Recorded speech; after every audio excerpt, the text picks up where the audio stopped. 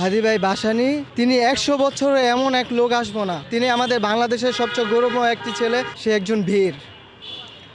আমি দেশবাসীর কাছে একটাই আমার প্রত্যাশা, এই ঢাকা 8 আসনে যে জিতে, যে এমপি হয়, আমার তার কাছে একটাই প্রত্যাশা, আমার হাদি ভাইয়ের বিচারটা যদি তিনি করে।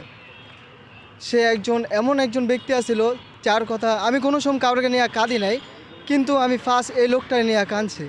আমি কাঁদি নাই, বাংলাদেশের যত মানুষ আছে, মুসলমান আছে, হিন্দু আছে, খ্রিস্টান আছে, সব তাকে নিয়ে কাঁদছে। আমি আল্লাহর কাছে দোয়া করি, আল্লাহ পাক তাআলা তাকে যদি জান্নাতুল উচ্চ মাকাম দান করে। আর আমি একটাই আশা করি, এই 8 আসনে যে দাঁড়াবে, 8 আসনে যে এমপি হবে, সেই ব্যক্তিরা যদি তাকে নিয়ে কিছু কথা বলে আর তার বিচার যদি করে। হাদি ভাইয়া যখন জীবিত ছিল উনি বলেছিল যে আমাকে যদি মেরে ফেলা হয় আমার হত্যার বিচারটা যেন অন্তত করে। এখনো পর্যন্ত অন্তর্বর্তী সরকারের কোনো অগ্রগতি সাধারণ মানুষ বলছে দেখতে পাচ্ছেন, আপনি বিষয়টা কিভাবে দেখছেন? আমি বিষয়টা দেখতেছি, যদি এখানে অনেকজনেরই হাত আছে, এখানে সবারই হাত আছে, তাকে মারার সবারই হাত আছে। আমরা দেখতেছি একজন মানুষ ইনসাফ, সে বলছিল যদি আমি ইনসাফ, আমাকে যে মারবে সেও ইনসাফের মতন তার বিচার হবে, কই তার তো বিচার হলো না, আমরা তো তার বিচারই দেখলাম না।